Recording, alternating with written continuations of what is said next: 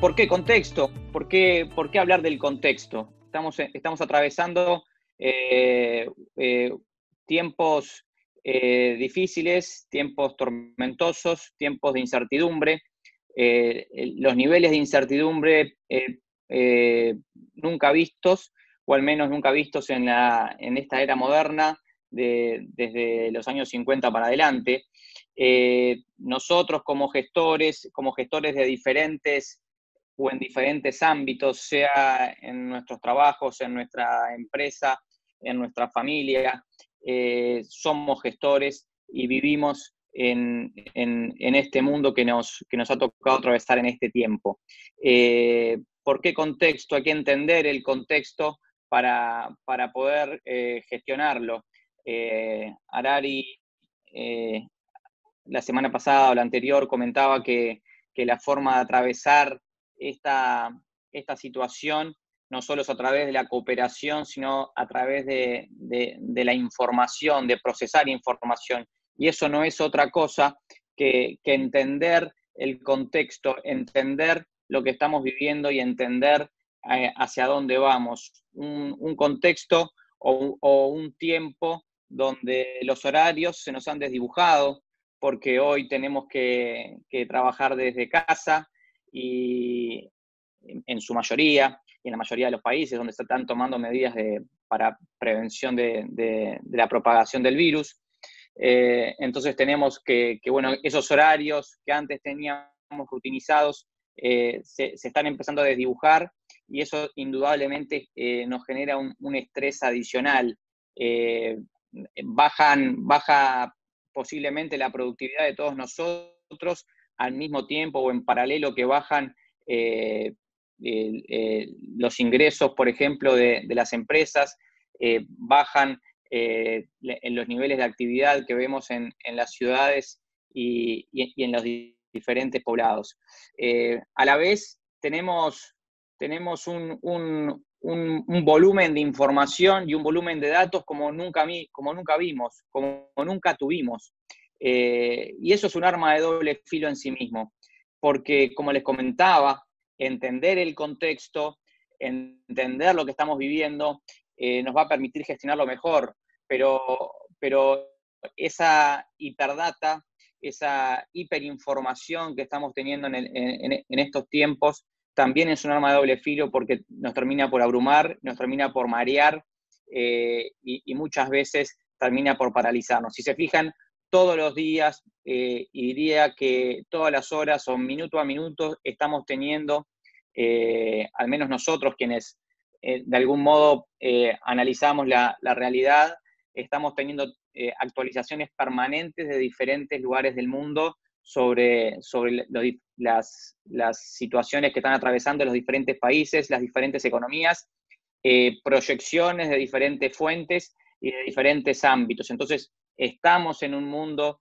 hiperinformado y con esa hiperdata que yo les comentaba. A su vez, se nos han multiplicado las tareas, el llamado home office.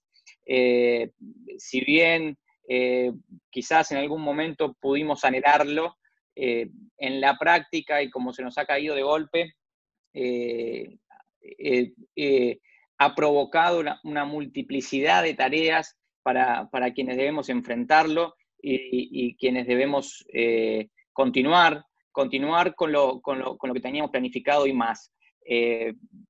Y a su vez tenemos ese desafío de que las cosas continúen andando, de que los sistemas continúen funcionando, de que nuestras tareas y nuestras responsabilidades se mantengan y generen su propio movimiento. Vivimos tiempos de incertidumbre, como comentaba al comienzo. Esa incertidumbre que por algún punto deseamos que termine esta situación, pero lo cierto y lo concreto es que no sabemos cuándo va a terminar. No tenemos a ciencia cierta cuándo vamos a aterrizar en lo que llamábamos normalidad o lo que vivíamos como una normalidad. Y digo esto porque más allá de los esfuerzos que se realizan a nivel nacional en cada uno de los países, indudablemente, y lo vivimos y lo sufrimos con este virus, indudablemente vivimos ya en un mundo globalizado que es interdependiente. Entonces, por más esfuerzos que realicen los países, por más esfuerzos que realicen las naciones, y quizás alguna de ellas hasta controle la pandemia, ¿cuán normal va a ser el día después de ese control si mis países vecinos todavía no lo han logrado controlar o si las principales potencias todavía no lo han logrado controlar? Es un esfuerzo global, como la crisis global. Por tanto, la incertidumbre también es global, y el no poder visualizar hasta dónde llegará es un problema en sí mismo, y es una variable que debemos gestionar, porque no podemos estar creyendo o pensando que esto va a terminar mañana. Entonces, en función de eso, hay que evitar parálisis y hay que continuar y hay que levantarse e intentar de algún modo, con las herramientas que tenemos a mano, avanzar. Traigo aquí una de las últimas tapas de la revista The Economist, que es muy gráfica. Habla de un mundo cerrado, de un mundo dormido, de un mundo que se ha puesto a repensarse a sí mismo, y ese mundo que se encuentra paralizado, al menos todo lo que es su economía y sus niveles de producción, está provocando diferentes consecuencias y seguramente consecuencias impensadas. Esto nunca lo vivimos. Un cierre voluntario, un shutdown voluntario de la actividad económica en la inmensa mayoría de los países del mundo. Esto es algo nuevo, es parte de un contexto nuevo que estamos viviendo. Y esto se ha visto reflejado en innumerables índices, en innumerables noticias financieras con sus consecuencias. Estamos atravesando consecuencias en los mercados de capitales con caídas como nunca antes, y por supuesto con altísima volatilidad. Frente a eso tenemos la notoria caída de los precios del petróleo, que se han desplomado. Esto fue unos días antes incluso que estallara la crisis por la pandemia, a consecuencia también de crisis interna entre los países productores de petróleo. Pero indudablemente esta parálisis productiva, esta parálisis de actividad, porque no solo es productiva, también es de demanda, también es de consumo la parálisis, en la inmensa mayoría de los artículos y de los productos, nos está provocando también altísima volatilidad, no solo en los mercados de capitales, sino también en los niveles de riesgo de deuda de los países, principalmente los países emergentes. Hay quienes creen que hacemos o que muchas veces se termina por exagerar una situación, pero tomemos comentarios o indicaciones de quienes hoy lideran a las potencias mundiales y lideran con mayúscula. Una de las grandes líderes contemporáneas es Angela Merkel, que es la primera ministra alemana, y ha comparado la situación actual y sus consecuencias a situaciones que no se veían desde el fin de la Segunda Guerra Mundial, y estamos hablando de Alemania, uno de los países, o quizás el país que más sufrió esa guerra. Entonces, ubiquémonos en tiempo y espacio para darnos cuenta qué nos está pasando. Como les comentaba, ha habido un fuerte shock negativo sobre todas las economías, y esto se ve reflejado en los mercados de capitales, en los mercados de acciones. con caídas muy pronunciadas. Si se fijan, lo que ocurrió en los últimos días de febrero, los primeros días de marzo, en la bolsa de Estados Unidos, la caída es notoria y ha borrado de un plumazo en una semana todas las ganancias acumuladas desde la asunción de Donald Trump en la presidencia de Estados Unidos. Esto indudablemente son hitos históricos en los mercados de valores, pero no veamos a los mercados como burbujas independientes, como burbujas estancas. Los mercados en general reaccionan o sobrereaccionan a situaciones que suceden en la sociedad, que suceden en la política y que suceden en la economía.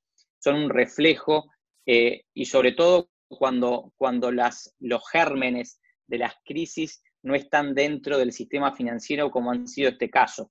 A diferencia, por ejemplo, de la crisis internacional del 2008, donde los gérmenes de la crisis eran internos del propio sistema de mercado de capitales.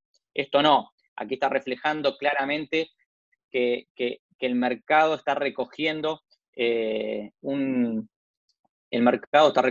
una situación que es efecto y consecuencia de la propia pandemia y cómo eso está afectando el modo de vivir en sociedad. Remarco simplemente ahí que hubo una recuperación, es verdad, hubo una recuperación que vamos a comentar después,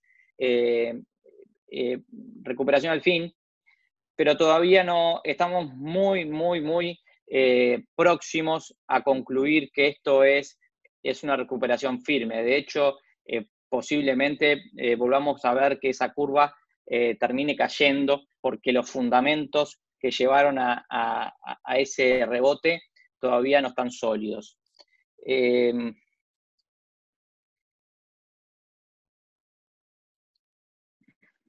Fíjense, son momentos de cautela.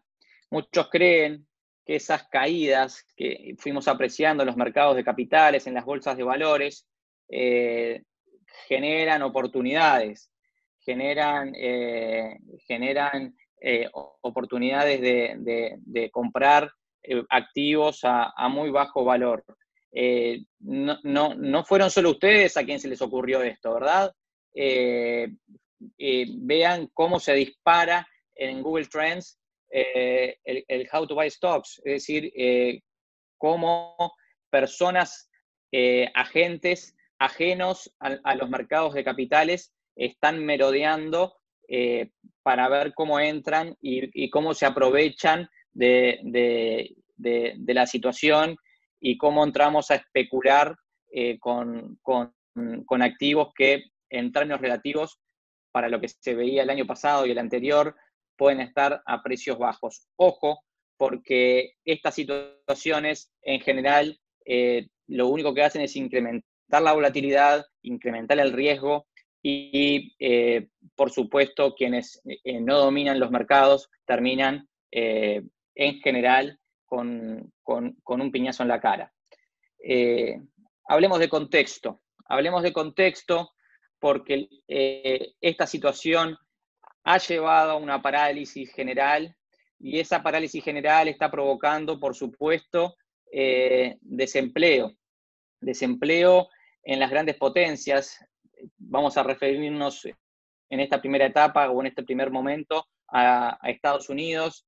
Es bien gráfica, todos los aviones parados, haciendo su fila como nunca antes, y la portada del New York Times con esa barra amarilla, esa gráfica, son las solicitudes por desempleo, y la barra última, la más alta, son las solicitudes por desempleo, por seguro por desempleo en una semana. En una semana en Estados Unidos hubo solicitudes por 3.3 millones de personas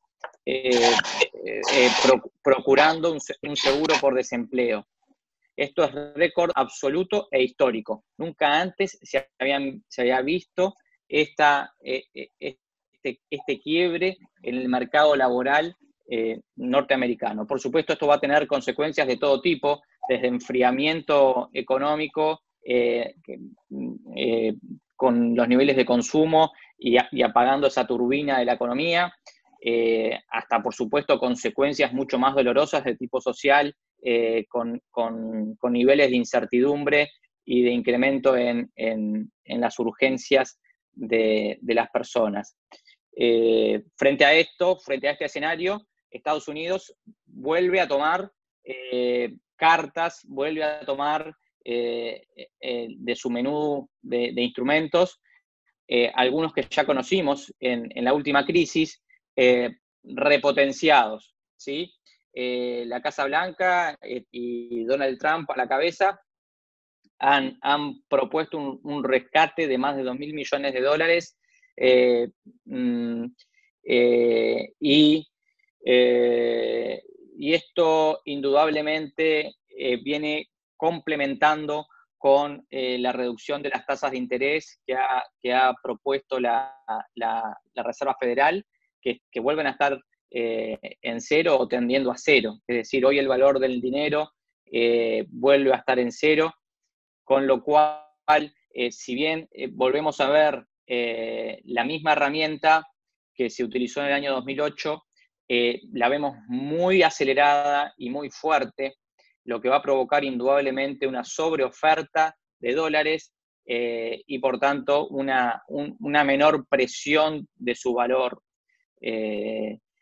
¿Hasta cuándo y hasta cuánto Estados Unidos puede echar mano a la emisión monetaria y a convivir con tasas que quizás en términos reales sean negativas? Es una de las grandes incógnitas que se van a develar próximamente, porque recién Estados Unidos, hace quizás 2 o 3 años, dio por cerrada las cicatrices de la última crisis, y recién se estaba comenzando a visualizar una recomposición de las tasas de interés y se estaba empezando a fortalecer el dólar como moneda internacional y como moneda global. Sin embargo, esto indudablemente pega en el corazón de esa evolución, de esa progresión, y abre un nuevo compás de incertidumbre sobre lo que va a ocurrir con la primera economía mundial, que, como ya sabíamos, estaba prevista su caída ya para los próximos años y confirmada en el 2030 como principal economía mundial, pasaría a ser la República de China. Y China, que posiblemente muchos, el otro día estaba leyendo que las opiniones negativas sobre China se habían multiplicado en las redes sociales, y las opiniones desfavorables sobre el país a partir de la propagación del coronavirus. No lo sabemos a ciencia cierta, y esas historias conspirativas nunca, al menos en lo personal, nunca me he afiliado a ellas. Lo cierto es que la economía china, que es el principal socio comercial de muchísimos países, y sobre todo de muchísimos países en América Latina, se ha transformado en un player, en un jugador fundamental para nuestra producción, para nuestras producciones, y su caída la estamos sufriendo y la vamos a sufrir. También es verdad que en las últimas horas se ha comenzado o ha trascendido información oficial desde el gobierno chino sobre un control de la pandemia en aquel país, y también con ello se han verificado rebotes interesantes en, por ejemplo, lo que es la producción manufacturera industrial, con un informe con datos que salieron hoy, donde se recupera la producción, datos que nos llegan de las importaciones que está realizando China con algunos rubros que prácticamente no han caído, por ejemplo, en el rubro lácteo, los lácteos, que son producto de exportación muchas veces de la región, de Argentina, de Uruguay, etcétera, y que China es comprador. Bueno, en ese rubro, por ejemplo, no han caído. Entonces, estamos viendo como ciertos rebrotes de verdes en lo que es la economía china, en lo que es su demanda, su capacidad de pararse y volver a salir con un impresionante mercado interno que indudablemente ha sido el gran mercado mundial y el gran proveedor mundial de bienes en los últimos 15 o 20 años.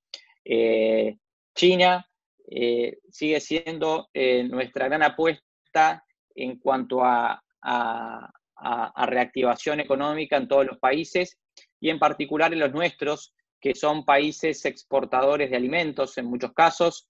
La gente tiene que seguir comiendo, las personas van a seguir alimentándose, e indudablemente entendemos que serán los rubros o los bienes que más rápido se repongan, que más rápido se recuperen en el escenario y en la demanda internacional.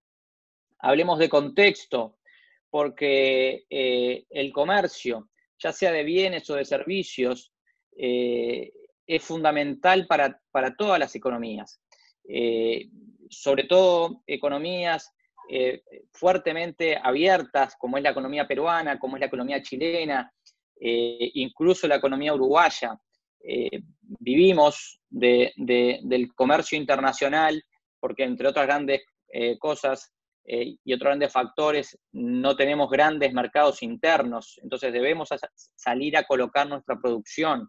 El comercio de bienes se estima que por lo menos caerá este año un 20% en volumen, y el comercio de servicios y en particular el turismo, que también para nuestros países es muy sensible, ya se estima pérdidas por 450.000 millones de dólares, con caídas de entre el 20 y el 30% de cantidad de turistas viajando por el mundo.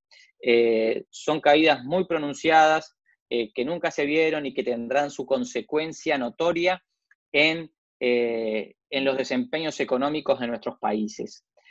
Si algo ha venido a mostrarnos esta crisis, entre otras cosas, es que hasta hace un mes, 2 meses, creíamos convencidos que la forma más eficiente de producir, que la forma más eficiente de desarrollar nuestra producción era con cadenas internacionales o regionales de valor, con cadenas internacionales o regionales de producción. Esto es, hago y produzco piezas o partes o procesos en cada lugar donde es más eficiente, realizarlo. Nos ha venido a mostrar que estas cadenas globales, repito, o regionales de valor, tenían consigo un riesgo implícito de interdependencia, donde vemos cómo se han roto eslabones de esa cadena y por tanto se han roto procesos productivos en varios países. Es decir, cae un país, cae una economía o caen varias, y eso desencadena parálisis productiva en otros. Y esto, por supuesto, pega en lo que es también el comercio mundial e internacional de bienes de semi-elaborados. Como ven, vamos de a poco entrando o bajando en lo que es lo que nos va a tocar vivir a nosotros como países emergentes, como economías emergentes. En muy poquito tiempo, en un mes aproximadamente, han salido de nuestros países, se han fugado de nuestros países 83.000 millones de dólares. 83.000 millones de dólares ha sido la salida de capitales que hemos tenido en este tiempo, desde que fue más pronunciada la crisis internacional. En muy poquitito tiempo vimos una fuga como nunca antes vimos de capitales. Esto es inversión, esto es financiamiento. Para que se hagan una idea, 83.000 millones de dólares es todo lo que produce Uruguay en un año. Es el PBI anual de Uruguay en un año medido por paridad de compra. Es muy fuerte lo que ha ocurrido en los últimos meses. Por supuesto que quien lidera la caída de capitales internacionales, quien lidera la fuga, es Brasil con 12.000 millones de dólares, es decir, la principal economía latinoamericana lo está sufriendo de forma muy pronunciada esta salida de capitales. Si hablamos de contexto, tenemos que hablar también, o más en profundidad, de lo que es nuestra América Latina. América Latina, como nos sucede históricamente, sus economías se encontraban bastante debilitadas, al menos las principales. Y quizás habíamos visto, sobre todo con la expansión de los commodities en la década 2005-2015 o 2004-2014, cierta expansión de las economías latinoamericanas, pero habíamos llegado a un punto en que nos comenzábamos a enlentecer, comenzábamos a sentir que teníamos que continuar repensándonos, sobre todo a muchas de las economías latinoamericanas que no habían procesado reformas estructurales profundas para dar un salto al desarrollo. Otras economías directamente ya se encontraban estancadas, cuando no en recesión. Por tanto, no es que tampoco nos encuentra con holgura para variar en la historia, nos encuentra tambaleantes, y esto obviamente agrava una situación que ya teníamos. Para que se hagan una idea, el coronavirus, según la CEPAL, también hace una similitud, hace una comparación, un paralelismo entre lo que va a ocurrir o lo que está ocurriendo, ya nos está ocurriendo y quizás no nos estamos dando cuenta o no estamos percibiendo. Hace un paralelismo entre la situación y una economía de guerra, ¿no?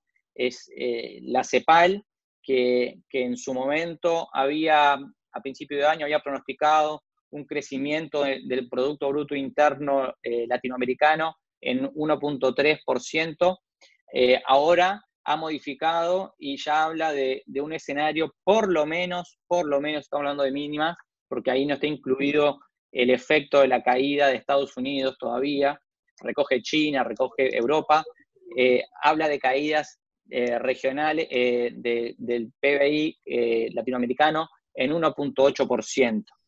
Y esto tiene un impacto directo en la forma de cómo vivimos y cómo nos relacionamos, porque caídas en los productos brutos, caídas en los niveles de actividad de los países traen inequívocamente, sobre todo cuando no hay redes de contención, traen inequívocamente desempleo, y el desempleo trae pobreza.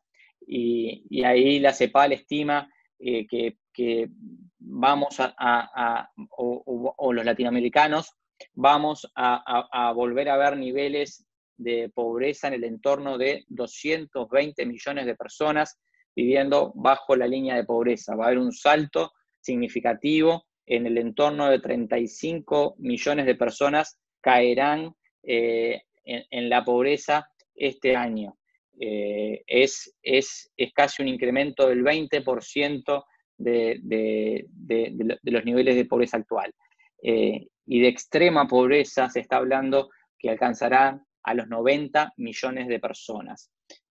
Son impactos significativos, son datos que realmente preocupan, por sus consecuencias.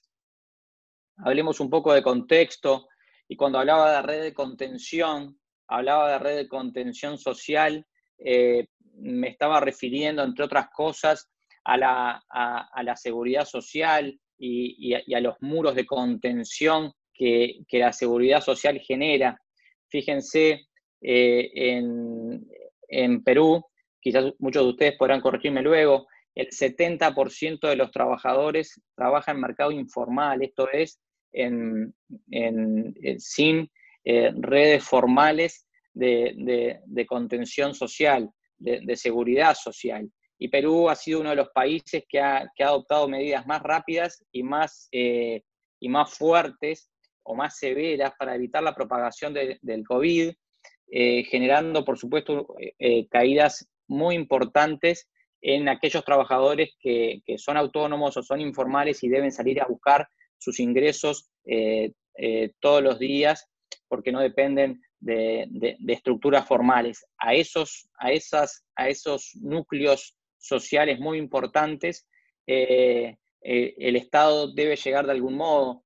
Leía un artículo en The Economist que decía que el gobierno peruano estaba hasta pensando en distribuir la asistencia social monetaria fijada en el entorno de los $100 mensuales en mototaxis para poder llegar a cada hogar. Sin lugar a dudas, nos encuentra con este tipo de situaciones, nos encuentra a contrapedal porque nadie estaba preparado para esto. Fíjense, Brasil, la principal economía del continente, que hasta hace 15 días su mercado esperaba crecer en el entorno del 2,5% para el 2020. Este año ya, este es un dato que salió ayer en el Focus del Banco Central de Brasil, su economía caerá, o se espera, las expectativas es que caiga un 0,48%. Quizás no parezca mucho, pero Brasil vuelve a una recesión, nunca logró recuperarse de forma sostenida de su crisis del 2015 y indudablemente que así como China es un gran consumidor mundial, Brasil lo es para toda nuestra región, un gran pulmón y un gran mercado para nuestra producción, es una gran válvula de escape para nuestra producción y trabajo. Con lo cual, caídas pronunciadas en los niveles de actividad en Brasil no son buenas noticias, indudablemente, para un continente y sobre todo para una región que lo mira constantemente. Brasil continúa también con paquetes de estímulos importantes, paquetes de estímulos históricos y con una tasa de interés de referencia que en Brasil se llama Selic, una tasa de referencia también extraordinariamente baja, históricamente baja. Brasil nunca tuvo una tasa de interés de 3,5% como la que tienen actualmente y seguramente tiende a bajar como forma de dinamizar la actividad económica. Claro que la posición del gobierno brasileño, al menos por ahora, difiere o diverge versus las estrategias que han seguido otros países para el control de la pandemia y al menos en lo que es la voz del presidente, pretende no apagar la economía. ¿Qué pasa con Argentina? Hablábamos de economías tambaleantes. Bueno, Argentina lo permanente son las crisis. Argentina vive de crisis en crisis, ¿no? Y ya venía en un proceso recesivo y se espera que este año ya hay proyecciones que hablan de que Argentina va a caer un 4,5%, no solo con una crisis sanitaria, y no solo con una crisis financiera como van a tener el resto de los países, sino también sumando su crisis económica mucho más estructural. Argentina, otra de las grandes economías latinoamericanas, con un problema severo y también severo desde el punto de vista financiero. Repito, le va a faltar oxígeno a Argentina cuando me refiero a oxígeno, me refiero a quien financie la salida, porque como es de público conocimiento, Argentina se había hiperendeudado en los últimos años, ya había recurrido al Fondo Monetario Internacional e indudablemente su crédito estaba muy acotado y muy limitado, con spreads de riesgo altísimos. Bien, llegamos a este punto donde los gobiernos se están enfrentando a situaciones donde no hay una solución óptima, donde no tenemos una respuesta óptima a los problemas, no hay óptimos, no hay second best, no hay escenarios en los cuales uno pueda pensar de que si salvo a la economía, en algún punto corro serios riesgos de generalizar una pandemia que termine por generarme situaciones muy dolorosas, como está atravesando, por ejemplo, España o Italia, donde los sistemas de salud no han soportado el volumen de gente infectada. Pero claro que si mi opción es cerrar la economía de forma definitiva, apagarla y clausurar todas las actividades, indudablemente quien va a padecer muchísimo va a ser la economía, pero la economía no es un sujeto de sufrimiento. La economía somos todos, la economía es una ciencia social y por tanto, si bien tiene que estar al servicio de la sociedad, también es un reflejo de ella.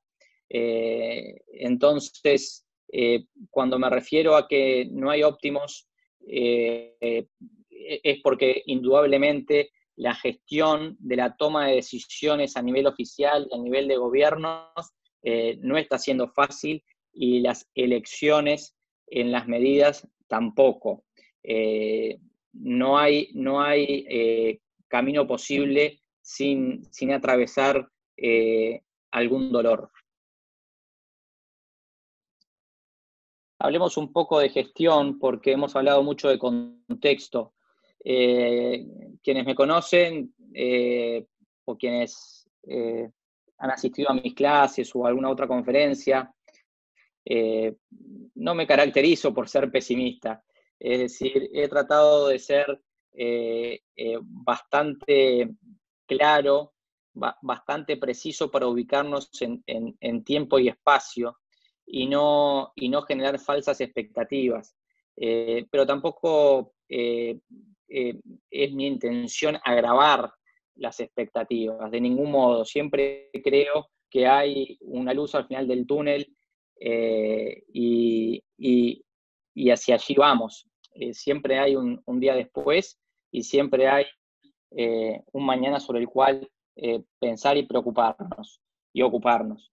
Y creo que en eso están pensando un poco los gobiernos. Los gobiernos deben reevaluar sus políticas de endeudamiento, por supuesto dejar atrás, por lo menos por este año y el próximo, objetivos de endeudamiento o disminuciones de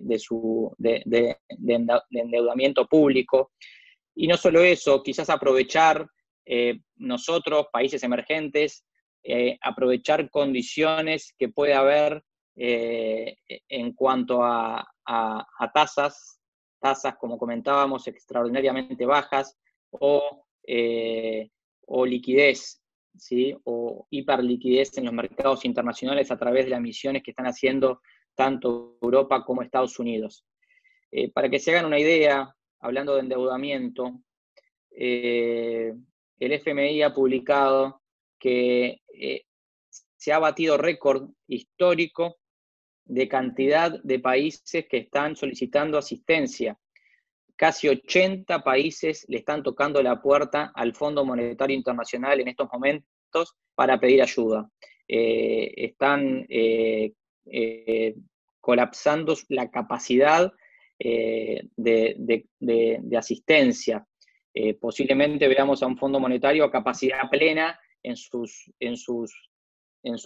capacidades de asistencia y de apoyo a los países. Entonces, claramente que la política de endeudamiento tiene que ser una política de los gobiernos en cuanto a revisar, y tiene que ser un instrumento al alcance para poder paliar la situación. No hablemos de gestión, hablamos de política fiscal. Cuando hablamos de política fiscal debemos también pensar, porque si entendemos este contexto, si entendemos lo que estamos viviendo, tenemos que dejar atrás, al menos por este año y el que viene, objetivos de tipo fiscal, de resultado fiscal, y promover incentivos, no solo reducciones de impuestos, me refiero aquí, sino también incrementos en gastos directos, en transferencias directas a determinados sectores sociales que van a padecer de forma muy pronunciada las caídas en los niveles de actividad en los diferentes países. Política fiscal con incentivos claros y beneficiarios directos concretos. Y por supuesto, también se debe analizar la política regulatoria. A esto me refiero y principalmente los bancos centrales, flexibilidad en cuanto a índices de morosidad y de incobrabilidad, así como también en administración y gestión de plazos. Creo que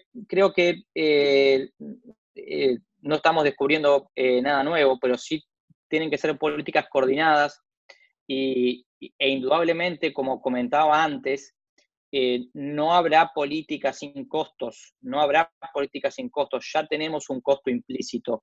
El escenario que nos ahorraba, o el escenario o el camino que nos permitía transitar de forma segura, ya no existe. Entonces, tenemos que asumir que los países, que el mundo va a tener un costo de enfrentar esta situación que no fue buscada, y por supuesto que se está sufriendo, y de forma simultánea a nivel internacional. En los particulares, en las empresas, también en las familias, tenemos el gran desafío de la gestión de crear o conservar valor a pesar del contexto. Yo les decía, esto se va a terminar en algún momento y tenemos que ver la luz al final del camino. Y cómo transitemos, de la forma que transitemos esta situación, también será motivo y causa de cómo logremos rebotar y salir. Es decir, creo que tenemos que tener mucho cuidado con la forma y la actitud que nos paramos frente a esta situación que estamos atravesando. De vuelta con el tema del costo, esto está implícito y en muchísimas empresas. No habrá empresa que no esté afectada. Seguro que va a haber alguna empresa o algún emprendimiento o algún sector que no tenga, que se pueda aprovechar de la situación. Seguramente empresas de consumo masivo vinculadas a lo que es alimento, artículos de limpieza y otros de primera necesidad, posiblemente logren atravesar esta situación de una forma más alivianada que otros. Pero indudablemente todas las empresas van a tener un efecto coronavirus en sus costos, y vamos a tener que medir la gestión antes o estimar ese costo de la pandemia, porque va a afectar y está afectando indudablemente a todas las empresas de nuestro globo. Fíjense una cosa, quizás hasta hace no mucho nadie sabía que existía esta herramienta Zoom, o pocos la conocíamos, y hoy estamos todos conectados a través de ella.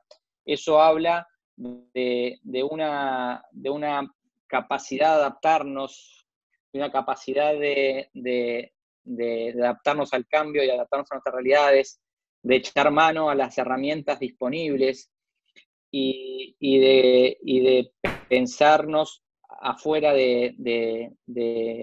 o pensarnos en nuevos contextos. Las empresas en general deben hacerlo, es decir, la vida continúa en otro escenario, y en la medida de lo posible, en la medida de que no haya un corte radical de la actividad, lo que tenemos que hacer es intentar continuar como sea y a fuerza de cómo podamos hacerlo. Ojo, la información, de vuelta, vuelvo a lo del comienzo, la información es clave y cómo procesemos la información es clave. Miren lo que ocurrió con esta empresa. Desde que comenzó esta locura a hoy, las acciones de Zoom se multiplicaron 2.2, es decir, por 2, se duplicaron, más que se duplicaron, ¿sí? Miren lo que ocurrió con esta empresa. Se multiplicó por 10. Hubo muchísimos equivocados que creyeron que el código de accionario Zoom refería a la empresa Zoom, a la herramienta Zoom que estamos utilizando en este momento. Y equivocaron la jugada e invirtieron en una empresa, compraron acciones en una empresa que no existe y que está en bancarrota hace muchos años. Ojo con la información que nos llega. De vuelta, vivimos en un mundo de hiperdata. La gente que entró y compró acciones y que se multiplicó por 10, capaz que se dio cuenta, entró y salió, y hizo una diferencia. Pero indudablemente fue una decisión equivocada.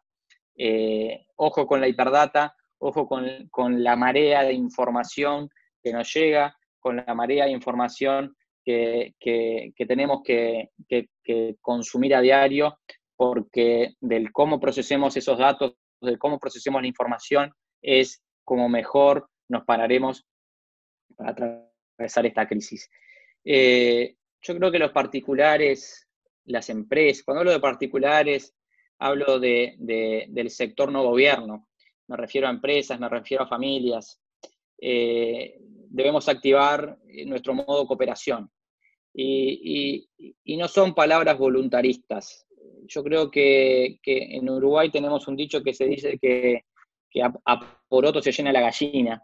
Y es un poco esto, ¿no? Es decir, cuando gestionamos nuestros emprendimientos, cuando gestionamos o estamos gerenciando, incluso hasta nuestros hogares, las decisiones tienen que estar en modo cooperación. No hay forma de mitigar los efectos de esta crisis si no es en modo cooperación. Ya a esto me refiero, intentar sostener las cadenas de pago, que son cadenas de ingresos. Es decir, si yo estoy pagando es porque alguien recibe. Se habla habitualmente de cadenas de pago, pero a mí me gusta hablar de cadenas de ingresos. Son cadenas de ingresos. Y esa responsabilidad de todos, por supuesto, en la medida de las posibilidades, en la medida de las capacidades, pero quien tenga la capacidad y quien tenga también debe tener la conciencia suficiente para activar esa perilla y en las decisiones que tomemos de fondo, pensemos en esto, en sostener estas cadenas de pago y estas cadenas de ingresos de la forma más ingeniosamente posible. Cuando hablaba de crear valor, estaba hablando de esto, de crear y conservar valor. Cuando atravesemos esto y miremos para atrás, vamos a ver quiénes estuvieron en modo cooperación y quiénes cortaron cadenas de pago, quiénes se preservaron y cerraron sus puertas y se fueron a hibernar a ver qué ocurría. Sostener cadenas de pago que son cadenas de ingresos. En la medida de lo posible, sostener empleos, lo máximo posible, por el mayor tiempo posible. ¿Sí? Y esto va enraizado con lo otro, es decir, si sostengo empleos, sostengo cadenas de pago y sostengo cadenas de ingresos. Esos ingresos que se reciben como salario también serán pagos hacia otros agentes que también serán ingresos y así sucesivamente. Es decir, seguimos alimentando esa cadena de pagos. Por supuesto, y de vuelta quiero recalcar, no son palabras o mensajes voluntaristas, es un mensaje en la medida en que podamos activar esto. Y por supuesto, es momento de identificar gastos que son superfluos, que no agregan valor, que no contribuyen y que no le hacen daño a nadie si se los cancela. Y son momentos también para renegociar o negociar con proveedores, sobre todo aquellos en los cuales intuimos están obteniendo un margen de contribución elevado. Es decir, ya sabemos que algunos proveedores están en esa situación, con lo cual apretarlos un poco, que jueguen ellos un poco a la chique, nos oxigena un poco también a nosotros, y si esa negociación sale positiva o surgen resultados positivos, quiere decir que a ambas partes les sirve mantener los vínculos a pesar de la situación, mantener los vínculos, ni que hablar afectivos, pero sobre todo los vínculos comerciales que nos hacen hacer funcionar los diferentes engranajes de nuestros emprendimientos. No es fácil, de vuelta, así planteaba la gestión oficial y la gestión de gobierno, y que se viera de que no hay óptimos y que se viera que no hay tránsito sin costos, para que se comprenda también luego a nivel particular y a nivel empresarial que tampoco habrá soluciones óptimas, tampoco habrá caminos óptimos, y que habrá un costo que se deberá asumir y que se deberá transitar. Lo importante es pensarnos en el día después, pensarnos en cuando todo esto ocurra, cuando todo esto termine. Hablemos de gestión, nos salvamos juntos o nos hundimos separados, decía Juan Rulfo, en México y los mexicanos, y estoy de acuerdo.